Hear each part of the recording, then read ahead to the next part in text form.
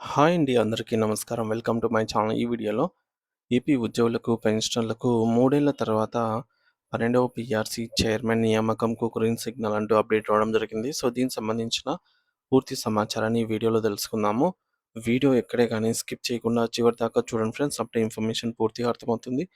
అలాగే వీడియో చూస్తున్న ప్రతి ఒక్కరూ వీడియోకైతే లైక్ చేయండి. ఈ వీడియోని తోటి ఉద్యోగ, పెన్షన్ మిత్రులతో అయితే షేర్ చేయండి.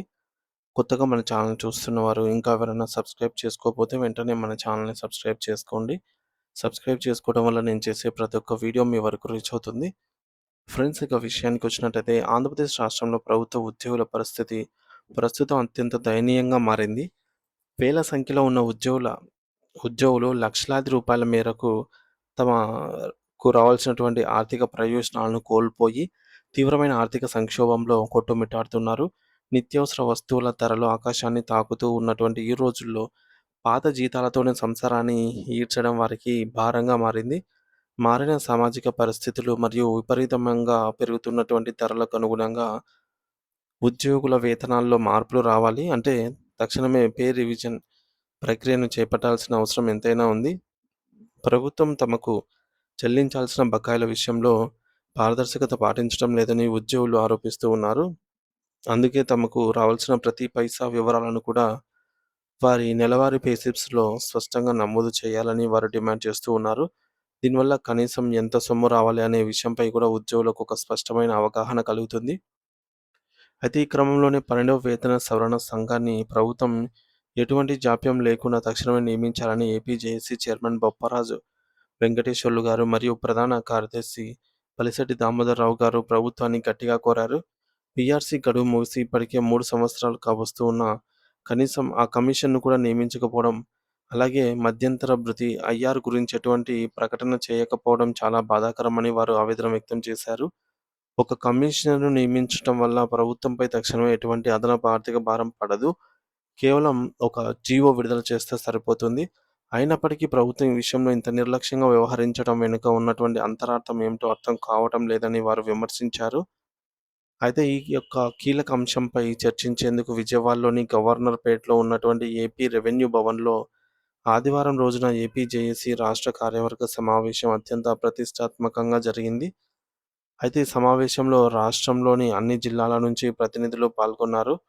కేవలం రెగ్యులర్ ఉద్యోగుల సమస్యలే కాకుండా కాంట్రాక్టు మరియు ఔట్‌సోర్సింగ్ ఉద్యోగులకు ఎన్నికల సమయంలో ఇచ్చిన హామీలను కూడా అమలు చేయాలని వారు డిమాండ్ చేశారు.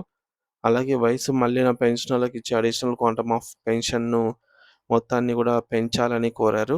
ఇవే కాకుండా మొత్తం 12 ప్రధాన అంశాలపై ఈ సమావేశంలో నాయకులు ఏకగ్రీవంగా తీర్మానాలు చేశారు. ప్రభుత్వం అనుసరిస్తున్న జాప్యం వల్ల ఉద్యోగులలో తీవ్ర అసంతృప్తి నెలకొందని, జేఏసీ ఏ నిర్ణయం తీసుకున్నా ఎటువంటి పోరాటానికైనా తాము సిద్ధంగా ఉన్నామని ఉద్యోగులు ఈ సందర్భంగా గర్జించారు. మీడియాతో మాట్లాడినటువంటి బొప్పరాజు గారు మరియు పాలిశెట్టి దామోదరరావు గారు కొన్ని కీలక విషయాలను గుర్తు చేస్తూ, గత ప్రభుత్వం 12వ పీఆర్సీ కమిషన్‌ను నియమించినప్పటికీ ప్రస్తుత కూటమి ప్రభుత్వం అధికారంలోకి రాగానే ఆ కమిషనర్ రాజీనామా చేశారని, సో అప్పటి నుంచి ముఖ్యమంత్రి చంద్రబాబు నాయుడు గారు కొత్త కమిషన్‌ను నియమించడంలో తాత్సారం చేస్తున్నారని వారు వివరించారు. అయితే దీనివల్ల క్షేత్రస్థాయిలో ఉన్న ప్రతి ఉద్యోగికి ఆర్థికంగా ఆర్థికంగా భారంగా నష్టపోతూ ఉన్నారని చెప్పేసి వారు వాపోయారు. పొరుగు రాష్ట్రమైనటువంటి తెలంగాణలో 2023 నుంచే ఉద్యోగులకు ఐఆర్ చెల్లిస్తూ ఉన్నారని, కానీ మన రాష్ట్రంలో మాత్రం ఒక్క రూపాయి కూడా అదనంగా ఇవ్వటం లేదు అని వారు పోల్చి చూపారు. అయితే దీనివల్ల ఏపీ ఉద్యోగులు పొరుగు రాష్ట్ర ఉద్యోగుల కంటే వెనుకబడిపోతున్నామనే భావనలో ఉన్నారు. గత ఏడాది అక్టోబర్ 25 తేదీన ముఖ్యమంత్రి చంద్రబాబు గారే స్వయంగా ఉద్యోగ సంఘాలతో సమావేశమై పీఆర్సీ ఆకాశాన్ని తాకే ఆహ్, పీఆర్సీ అంశాన్ని తనకే వదిలేయాలని జెప్పేసి తాను చూసుకుంటానని హామీ ఇచ్చారని వారు గుర్తు చేశారు. ముఖ్యమంత్రి గారి మాటలపై గౌరవంతో, నమ్మకంతో ఉద్యోగులందరూ ఇన్నాళ్లు ఓపికతో వేచి చూశారని, కానీ ఆ ఓపిక ఇప్పుడు నశిస్తోందనైతే వారు హెచ్చరించారు. ప్రభుత్వం నుంచి పీఆర్సీ కమిషన్ నియామకం గానీ, మధ్యంతర భృతిపై కానీ కనీసం స్పందన లేకపోవడం వారిని కలవరపెడుతోంది.